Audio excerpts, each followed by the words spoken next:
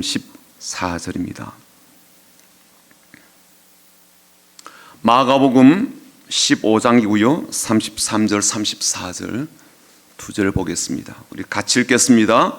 마가복음 15장 33절과 34절입니다. 우리 같이 읽어보겠습니다. 시작. 제6시가 되매 온 땅에 어둠이 임하여 제9시까지 계속하더니 제9시에 예수께서 크게 소리 지르시되 엘리 엘리 라마 사박다니 하시니 이를 번역하면 나의 하나님 나의 하나님 어째 나를 버리셨나이까 하는 뜻이라. 아멘. 오늘 세 번째 저녁 시간인데요. 십자가를 우리가 이해할 때까지 예수를 이해할 수 없다라는 그런 말이 있는데 절대로 과장된 말이 아니라고 생각이 됩니다. 특히 이 마가복음 보게 되면 더더욱 그럴 수밖에 없습니다. 왜냐하면 예수님의 죽음에 대한 그러한 기록이 어쩌면 마가복음 전체를 덮고 있다라고 말을 해도 과장된 말이 아니기 때문입니다. 사실 어느 복음서에나 예수님요 대단한 권위를 가지고 말씀을 전하신 모습을 볼 수가 있고 또 하늘의 교훈을 가르치는 그러한 분으로 등장하고 있으며 엄청난 기적과 이적을 행하시는 분으로 그렇게 다 기록이 되어 있죠. 그래서 각기 복음서를 보게 되면 예수는 놀라운 교사이기도 하시고 또 기적을 일으키는 분이기도 하시고 또 귀신을 내어쫓는 그런 분이시기도 하다는 것을 우리가 알 수가 있습니다. 하지만 이 마가복음에서는요 급히 서둘러 가듯 예수님에 대한 이야기에 불길한 이야기가 곧바로 이어져 나오는 것을 볼 수가 있습니다. 그래서 급기야 중간 부분에 이르게 되면 예수님요 자신이 고난받고 죽게 될 것을 무려 3번이나 예고하신 것을 알 수가 있습니다. 베드로가 예수를 메시아로 인정하고 고백한 뒤에 곧바로 인자가 많은 고난을 받고 장로들과 대제사장들과 서기관들에게 버림받아서 죽임을 당하게 될 것이고 사흘 만에 부활하게 될 것을 예고하시거든요. 두 번째는요 더러운 귀신 들린 아이를 고쳐주는데 그 뒤에 똑같은 이 말씀을 하신다고요. 세 번째는요 제자들이 서로 높은 자리를 차지하겠다고 막 서로 이제 갈등하고 다투고 했을 때 예수님께서 이렇게 말씀하십니다. 인자가 온 것은 섬김을 받으려 함이 아니라 도리어 섬기라고 자기 목숨을 많은 사람의 대속 물려주려 한다라는 말씀을 하시게 되죠. 비록 부활에 대한 말씀을 함께 하시긴 하셨지만 그 중심에는요 십자가의 고난과 죽임 당하심에 대한 이야기를 계속해서 반복해서 말씀을 해 주십니다. 사실 우리들도 고난을 당하기도 하고 고통을 겪기도 하죠. 그래서 가급적이면 이 고통스러운 일들 혹은 고통을 주는 사건들 혹은 그런 사람들을 피하고 싶어 합니다. 심지어 이미 지난 일이라 할지라도 현재적으로 내게 마음의 고통을 주는 일들 혹은 아픔을 주거나 힘겨운 일이 되게 되면요 그조차도 피하려고 얼마나 애를 씁니까? 사람에게 고통을 주는 것들이 무수하게 많은데요 그러한 것들을 순위로 매겨본 자료가 있더라고요. 제가 한번 봤죠. 한 10가지 정도 순위를 이렇게 매겨 놓았는데 10위가 신경통이었어요. 신경통도 꽤 많은 고통을 주죠. 9위가 여성들이 앓고 있는 생리통, 8위가 타박상이었습니다. 암이 가져오는 그 통증이 또 엄청나다 그러잖아요. 그 통증이 6위로 돼 있더라고요. 그렇다면 진짜 고통을 가져오는 것들은 어떤 것일까 보니까 허리가 끊어질 듯이 아픈 이 허리 요통이 5위고요. 여인이 아이를 이제 출산하게 될 때 이 출산의 고통이 3위입니다. 두 번째는 뭔가 보았더니 다른 것도 있는데 제일 아픈 게요 몸이 불에 탈 때 겪게 되는 고통이라 그래요. 그러니까 피부에 상당히 많은 통점들이 있는데 이게 불에 타면서 신경을 타고 몸이 아프듯 그렇게 통증이 오는데 이게 제일 큰 고통이라 그렇게 순위에 올라 있더라고요. 그런데 이건 모두 다 육체적으로 겪는 고통이잖아요. 정신적으로 심리적으로 겪는 것도 그에 못지않은 고통이지 않습니까? 배신감으로 인해서 우리가 들게 되는 고통이 있죠. 상실감으로 인해 우리가 겪게 되는 고통도 있죠. 경제적으로 어려움을 겪을 때도 심적인 타격이 얼마나 큰지 모릅니다. 게다가 우리의 희망이 꺾이고 또 좌절하게 될 때도 깊은 심적 고통이 찾아옵니다. 이것만 있는 게 아니죠.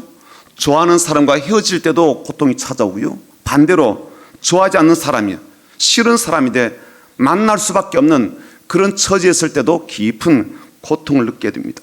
그러므로 늙는다든지 병든다든지 결국은 죽어가는 모든 과정 자체가 고통이다, 그렇게 볼 수 있겠습니다.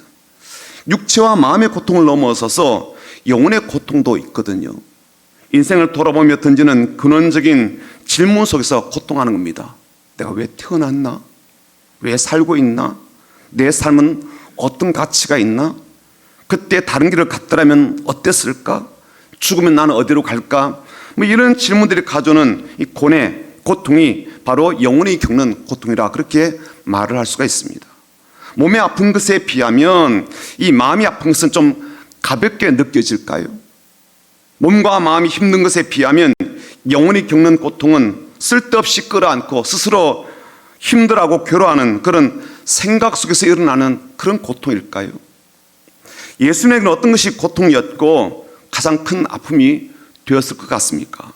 예수님의 생애를 살펴보면 예수님의 마음이 무거워지고 어려워지고 아픔을 느끼실 만한 일들이 많았음을 알 수가 있습니다. 예를 들어서 예수님께서 공생의 사역을 시작하시면서 집을 나오시게 되었고요, 유대 땅을 이제 돌아다니면서 말씀도 전하시고 일들을 행하시게 되죠. 그때 이 가족들이나 동생들이 예수님을 전혀 지지해 주지 않고 심지어 귀신 들렸다, 미쳤다라고 생각한 겁니다. 다른 사람들이 그런 말을 해도 감싸고 돌아야 될 판인데요, 동생들이 나서서 예수님을 집으로 데려가겠다 한 적이 있었거든요. 가족들의 외면, 가족들의 무시, 가족들이 비난해도 고통스러운 일이 아니겠습니까? 사람들이 예수님을 시기하고 질투하면서 그리고 악한 의도를 가지고 질문해서 공경에 빠뜨리려고 하는 것, 심지어 매우 공격적 태도로 실제로 죽이려고 하는 시도들을 하는 것은요, 예수님에게 엄청난 두려움과 공포를 가져오는 고통이 되었을 겁니다. 예수는 물론 하나님 아들이시고요, 기적을 행하는 능력을 갖고 계시니까 뭐 그런 것쯤이야 아무것도 아닌 것처럼 그렇게 대처할 수 있다라고 그렇게 여겨질 수 있을 거예요. 하지만 예수님도요, 심적으로 매우 괴로운 밤이 있었다는 것을 아시잖아요. 십자가의 죽음을 당하기 바로 전날 예수님요, 겟세마네 동산에 올라가셨습니다. 겟세마네라는 그 말이 올리브가 기름을 짜듯 그런 뜻이에요. 그렇게 기름을 짜듯 땀을 흘리고 피를 쏟듯 기도하셨죠. 기도의 시간이었지만 그 시간은요, 깊은 고통의 시간이었다는 것을 예수님은 밝히고 있습니다. 아직 육체적 고통과 신체적인 고문이 진행되기도 전이었지만 예수님요, 그 어느 때보다도 깊은 고통을 겪으셨습니다. 너무나도 힘겨우셨던 예수님요, 별 도움이 되지 않는 제자들에게 기도의 도움을 요청하시죠.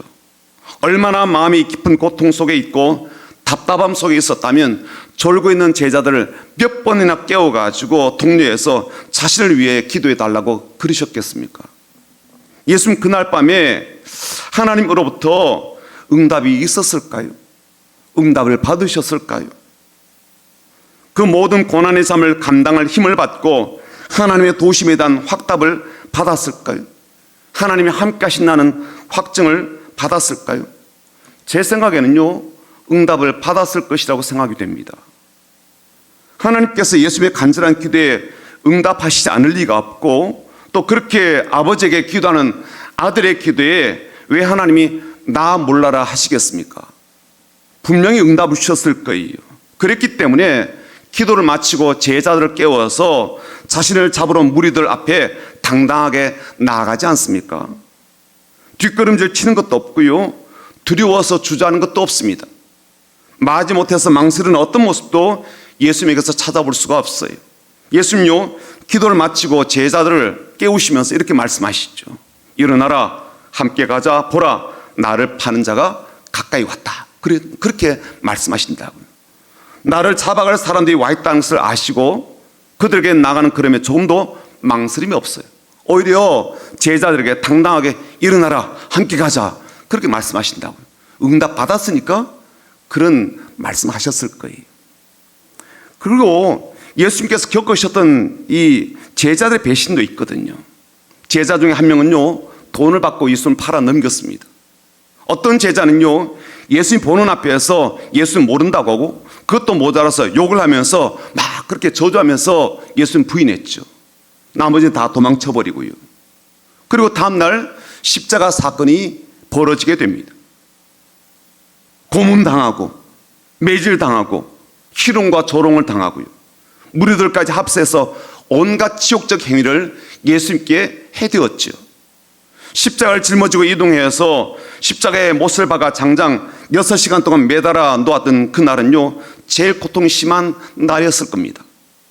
십자가를 지고 가야 되는 시간도 그랬고, 내가 지고 간 그 십자가에 자신의 양손과 양발을 못에 박혀 고정되는 글도 고통이었을 겁니다. 그리고 그렇게 못으로 박은 이 몸을 박은 십자가를 세워서 한낮의 열기를 고스란히 겪게 하고 땀과 피를 쏟게 하면서 서서히 죽어가는 그 고통을 겪는 일도요, 그 어떤 것보다도 힘겨운 그러한 고통 아니었겠습니까? 그 십자가 앞에 온 사람들마다 한결같이 조롱하고 희롱하는 말을 내뱉는 것을 고스란히 다 들여되었습니다. 그것도 얼마나 큰 고통이었겠습니까? 무죄한 분이지만 양옆에 있는 죄수처럼 그렇게 악한 죄인으로 취급받는 것, 그리고 점점 힘이 빠져서 더 이상 호흡을 할 수 없는 그러한 점까지 이르게 된 모든 과정들, 그 모든 것들이 얼마나 예수님께 고통이 되었겠습니까? 그러므로 우리가 돌아볼 때 그 어떤 것이 예수님께 가장 크게 그리고 치명적으로 고통을 준 일이었을까요? 12시쯤 되었을 때 예수님께서 갑자기 크게 소리를 지르십니다. 34절에 보니까 이렇게 되어 있죠. 엘리 엘리 라마 사박다니. 이건 당시 유대인들이 사용하던 아람어죠. 우리말로 번역하면 나의 하나님 어째 나를 버리셨나이까, 그런 뜻입니다. 영어로 보면 이 말이 현재 완료 시제로 되어 있습니다. 현재형이긴 하지만 완료가 된 시점을 포함하고 있기 때문에 지금 하나님은 나를 완전히 버리셨습니다라고 해석해도 크게 틀린 말이 아니죠. 예수님은 갑자기 큰 소리로 이 말씀하셨습니다. 큰 소리로 외친 것은 그만큼 고통스럽다라는 것을 담고 있다라는 의미 아니겠습니까? 자신이 지금 극한 고통 가운데 있기 때문에 그렇게 외친 것이 아니겠습니까? 다시 말하자면 저는요, 예수님이 다른 어떤 고통보다도 이렇게 하나님으로부터 버림받았다고 여겨지는 바로 이 부분에서 가장 깊은 고통, 가장 처절한 고난을 당하신 것이라고 생각이 됩니다. 비록 전날 밤 하나님께 기도하며 이런 일에 대해서 충분히 마음을 단단히 먹고 어떤 고통이든 고난의 잔이든 피곤하지 않고 다 마시겠다고 결심을 하고 결연한 마음으로 결단하였지만 막상 현실 속에서 겪는 그 고통과 고난은요, 어마무시했을 거예요.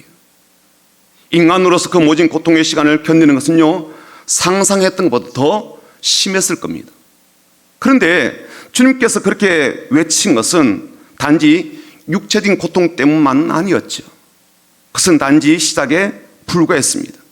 진짜 예수님을 극한의 고통으로 밀어넣은 것은요, 하나님이었습니다. 하나님의 부재, 하나님의 거절, 하나님과의 분리와 격리였죠. 모든 관계를 단절해 버린 것, 그게 극한 고통의 시작이었습니다. 이것은요, 제자의 배신을 넘어서는 정도의 일이었죠. 제자가 배신하고 다 도망가도 참아낼 수 있었습니다. 하나님이 함께 하시면 얼마든지 참아낼 수가 있었고 받아들일 수 있었습니다. 십자가에 못이 박히고 뼈가 어스러지고 피가 흐르는 것도요, 견딜 수 있었습니다. 하나님이 함께 하시면 이길 수 있습니다. 사람들의 조롱과 희롱도 참아낼 수 있습니다. 하나님이 나를 아시고 그동안의 모든 나의 마음과 그 모든 일들을 인정해 주시고 알아주시면 그까짓 참는 것 그렇게 어렵지 않습니다. 얼마든지 할 수 있습니다. 서서히 호흡이 가빠지고 힘이 없어서 숨조차 쉴 수 없는 지경에 이르러도, 그리고 죽음이 임박해오는 그 모든 증상을 세포 하나하나가 느끼며 공포와 절망감이 찾아온다 해도 하나님이 그런 나를 안아주시고 붙들어 주시고 지켜주시면 평안히 눈을 감을 수 있습니다. 그리고 마지막까지 그 소명을 감당할 수 있습니다. 하지만 다른 누구보다도 나를 더 잘 아시고 어젯밤에도 나의 기도를 들어주시며 오늘 아침까지도 쌩쌩하게 함께 하시며 느낌을 주신 그 하나님이 지금은 완전히 예수님을 버리신 거예요. 완전히 떠나신 것입니다. 얼굴을 숙이신 정도가 아니라 아예 외면하시고 거들떠 보지도 않으십니다. 모든 관계를 단절하셨죠. 문을 닫아버리셨습니다. 모든 관계문을 꽁꽁 걸어 잠그신 것처럼 아무리 두들겨도 답이 없습니다. 그래서 주님은요, 나의 하나님, 나의 하나님이라고 2번이나 그렇게 외치셨습니다. 대답이 없었기 때문이죠. 어디에도 하나님 함께 하신다는 흔적이 보이지 않았기 때문입니다. 아침까지 함께 하신 그분이, 곁에 계신 그분이 지금은요, 흔적도 없이 사라지고 말았기 때문이죠. 불러도 대답이 없습니다. 이런 경우가 어디 있습니까? 이렇게 하시면 안 되지 않습니까? 이렇게 하는 것은요, 하나님이 그동안 나에게 하시는 것과 내가 하나님께 온전히 순종하며 해드린 것을 생각한다면요, 있을 수가 없는 일이죠. 이렇게 뒤통수를 후려치는 일이 어디 있습니까? 33절 볼까요? 제6시가 되매 온 땅에 어둠이 임하여 제9시까지 계속하더니, 낮 12시에 시작된 그 어둠은요, 예수의 숨이 떨어진 오후 3시까지 계속되었습니다. 이게 무엇을 의미합니까? 어둠 자체가 가지는 무서운 면이 있지 않습니까? 분리의 어둠이 있죠. 단절의 어둠이 있죠. 결벌의 어둠이 있죠. 하나님과의 관계에 암흑이 드리워졌습니다. 그리고 그것은요, 잠깐 그러다 마는 게 아니라 예수님이 운명하시는 그 순간까지, 눈을 감으시는 그 순간까지 계속되었다고요. 그 충격, 그 배신감, 그 고통은요, 상상할 수 없는 일이죠.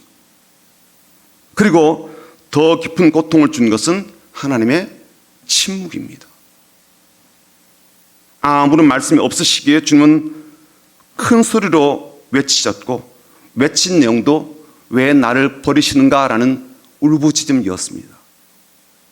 하나님이 왜 그러시냐고, 이 시점에서 왜 그러시냐고, 내가 이렇게 죽어가는데도 왜 아무런 말씀이 없으시냐고. 나를 살려달라는 말이 아니에요. 나를 잊지 말아달라는 이야기죠. 내 고통을 줄여달라는 이야기가 아니에요. 나와 함께 있어 달라는 이야기예요. 십자가에 내가 내려놓아지길 바란다, 그게 아니죠. 나를 붙들어 달라는 이야기죠.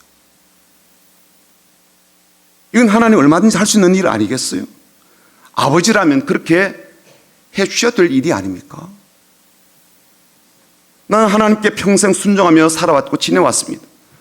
무슨 일을 하라고 해도요, 다 했다고요. 이제 마지막으로 십자가를 치라고 해서 그것도 졌지 않습니까? 그런데 나를 붙들어 달라고, 나와 함께 있어 달라고, 나를 지켜 달라고, 나를 잊지 말아 달라고, 내가 모든 것을 잊어버리지 말아 달라고 하는 그 부탁에 하나님이 외면하십니다. 그리고 침묵하신다고요. 하늘이 암흑이 되고 하나님의 침묵하시는 것은요, 더 이상 예수님을 아들로 생각하지 않는다는 그런 뜻 아닐까요? 신학적으로 우리가 이렇게 이해를 합니다. 예수님이 십자가를 치신 것은 우리의 모든 죄를 짊어지신 것이고, 그래서 예수님은 우리의 죄를 용서하기 위한, 속죄를 위한 어린 양이 되셨다. 그러므로 공의의 하나님, 거룩하신 하나님은 그 양을 그렇게 우리의 죄가 증가된 그런 제물로 보셨다. 그래서 그 제물에 대한 긍휼과 그 제물에 대한 자비는 없다. 죄에 대해서는 자비를 베풀지 않는다. 하나님은 공의로운 분이시기 때문이다. 다만 그렇게 제물에게 죄를 전가하고 용서받고자 하는 죄인에 대해서는 긍휼이 깊으신 분이시다. 신학적으로 다 알고 이해를 합니다. 그러나 논리적으로 얼마든지 설명이 가능하긴 하지만 세상에 오실 때부터 한 번도 경험하지 못한 이런 분리와 결별과 거절과 버림은요, 예수님에게 얼마나 깊은 고통이던지 몰라요. 가장 큰 고난이었죠. 그래서 마가복음에는요, 예수님께서 십자가에 하신 7마디의 말씀이 있는데 그중에 딱 한 말씀, 이 말씀만 기록해 두고 있다고요. 고난받는 종으로서 이것보다 더 큰 고통이 없다라고 하는 것처럼 그렇게 이 말씀만 기록하고 있습니다. 비록 성경에는 예수님께서 기쁨으로 이 일을 감당하셨다라고 되어 있지만 기꺼이 그들도 순종하기로 하셨지만 그 과정에는요 예수님조차 견딜 수 없는 깊은 고통이 있었다는 거예요. 그것이 우리의 죄로 말미암은 고통이고요, 우리의 불순종으로 인한 고통입니다. 우리의 악행으로 인한 고통이고, 우리가 가진 이중적이고 이기적인 모습으로 인한 고통이죠. 우리가 끊임없이 하나님을 버리고 다른 신들 섬기는 우상 숭배의 악함으로 인한 그런 고통입니다. 오늘 밤 우리가 예수의 고난당하심과 고통 겪으심을 돌아보고 묵상하고 기도 제목으로 삼으려는 것은 바로 이 고난에 관한 것, 고통에 관한 것입니다. 두 가지를 좀 생각해 보려고 합니다. 첫 번째는 주님이 가장 고통스러우셨던 것은 바로 하나님과의 관계가 단절이 되고 막히는 것, 외면당하는 것이었습니다. 그런데 우리가 힘들어하고 우리가 아파하고 우리가 괴로워하는 문제들을 돌아보면 우리는요 돈 문제 때문에, 우리는요 자식 교육에 대한 걱정 때문에, 아니면 건강에 관한 문제이거나 질병으로 인하여서 아프고 두려워하며 불안해하는 것, 이런 것들이 고통의 원인이 되거나 문제의 핵심이 되는 경우가 많습니다. 아니면 사람으로 인한 이 실망 때문에 드는 배신감, 난 이런 게 저런 게 부족하다라고 느껴서 열등감에 사로잡힌 이런 것들이 우리를 힘들게 하는 큰 문제라고 생각합니다. 그런데 그런 것들에 우리의 관심이 집중되어 있는 사이 실상 가장 중요하게 여겨야 될 하나님과의 관계는 얼마나 소홀히 되고 얼마나 가볍게 여겨지는지 몰라요. 예수님요 다른 어떤 고통스러운 문제보다도 이렇게 하나님과의 관계 이 부분에 문제가 생기는 것이 가장 큰 고통을 불러일으키는 것이라고 그렇게 여기셨습니다. 그래서 나의 하나님 나의 하나님이라고 부르짖지 않습니까? 하나님을 찾지 않아요? 그런데 지금의 사람들은요 하나님 찾지 않습니다. 하나님과의 관계에 이상전선이 생겨도요 심지어 하나님을 잃어버려도 답답해하고 찾으려고 하지 않아요. 건강을 잃으면 건강을 찾고요, 아이들 성적 잃어버리면요 떨어지면 성적 찾지 않아요. 돈 떨어지면 돈을 찾아요. 사랑으로부터 사랑을 잃고 신뢰를 잃으면 배신감이 들어서 다른 사랑으로 대체하려고 하든지 아니면 나를 인정해주는 사람을 찾고 인정을 받으러 갑니다. 그런데 하나님은 찾지 않더라고요. 주님을 찾지가 않아요. 분명히 그 관계에 문제가 있고 주님과의 관계에 거리가 있고 그 관계가 온전치 못함에도 불구하고 찾지를 않아요. 부르지를 않아요. 기도하지도 않아요. 애통함으로 부르짖어도 될까 말까한 그런 형편일 텐데요 그런 생각조차 하지 않습니다. 돈이 없어서 애통하지만, 몸이 아프다는 이유로 그렇게 탄식하지만 주님이 내 곁에 계시지 않고 주님이 나와 함께 하시지 않는 것 같아 주님과의 관계에 침울하지 않아 주님과의 깊이 있는 교제가 없어 이런 일로는요 탄식하지 않아요. 그렇게 몸이 닳아서 어쩔 줄 몰라 하지 않더라고요. 기도할 이유가 있고 기도할 내용이 있음에도 불구하고요 그럼에도 불구하고 참 느긋하게 살아갑니다. 또 한 가지 우리가 생각해 볼 것은 우리 주님이 그런 절박한 상태 속에서도 그 자리에 계셨다는 것, 십자가를 떠나지 않고 내려오지 않으셨다는 것, 거기에 그대로 계셨다는 것을 우리가 생각해 보길 원합니다. 예수님은요 자신이 버림받아도 좋다라고 여기시며 버림받음의 비극을 감내하고 그 자리에 계셨습니다. 버림받는 자리, 외면당하는 자리, 결별하는 자리, 관계가 완전히 단절된 그 자리에 그대로 계셨습니다. 그러셨던 이유가 무엇입니까? 그분이 그런 고통을 피하지 않으심으로써 우리가 그분께 피할 수 있도록 그분이 우리에게 피난처가 되어주셨죠. 그분이 십자가의 고난을 포기하지 않으심으로써 우리가 그분께 나을 수 있도록 해주셨습니다. 그분이 그런 고난을 당하심으로써 우리는 버림받지 않도록, 절대로 버림받지 않고, 절대로 외면당하지 않고, 절대로 이별되지 않고, 절대로 거절당하는 일이 없도록 주님께서 그 자리를 지키셨죠. 여러분은 어떤 자리를 지키고 계십니까? 주님을 위해서 무엇을 견디며 지키고 있습니까? 나는 주의를 잘 지키고 있는데요, 그렇게 말한다면 주님께서 하실 말씀이 많지 않겠습니까? 믿음은 잘 지키고 있습니까? 직분은 잘 지키고 있습니까? 사명은 잘 지키고 계신가요? 우리가 나이 값은 잘 하고 있나요?